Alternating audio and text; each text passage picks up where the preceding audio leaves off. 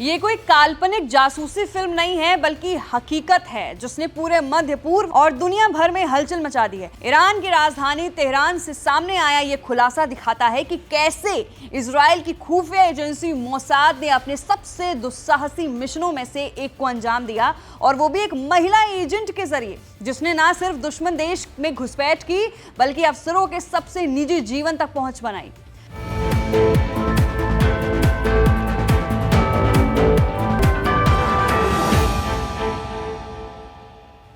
कौन है ये महिला एजेंट, सबसे बड़ा सवाल है।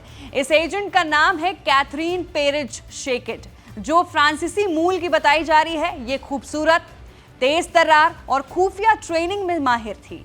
2 साल पहले उसने ईरान में एंट्री की और खुद को एक धार्मिक जिज्ञासु बताकर ईरानी समाज में घुल मिल गई। उसने शिया इस्लाम को कबूल कर लिया है और धीरे धीरे ईरान के शीर्ष अधिकारियों के घरों में भरोसे के मेहमान बनकर दाखिल हो गई। और इस महिला ने बल्कि धर्म की आड़ में जो है गहराई तक घुसपैठ की है। कैथरीन ने पहले धार्मिक शिक्षाओं में रुचि दिखाकर अधिकारियों की पत्नियों से दोस्ती की, फिर उसने ऐसे भरोसे का माहौल बना लिया कि उसे घर के हर कोने में आने जाने की आज़ादी मिल गई। यहाँ तक कि कई अफसरों के बेडरूम तक उसकी पहुंच बन गई थी।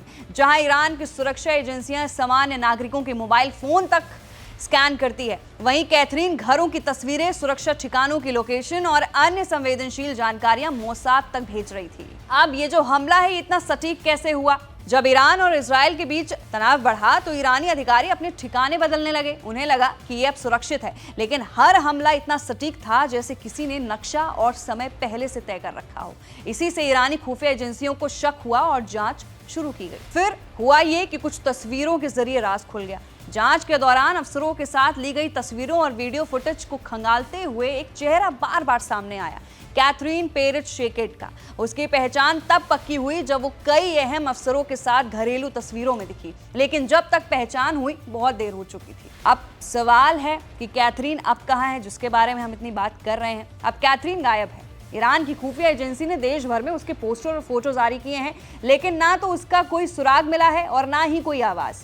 कुछ रिपोर्ट्स के मुताबिक वो अब किसी और पहचान में किसी और देश में रह रही है, या हो सकता है रह रही हो, लेकिन ये साफ है कि वो मोसाद की सबसे सफल और चर्चित जासूसी अभियानों में से एक का हिस्सा बन चुकी है।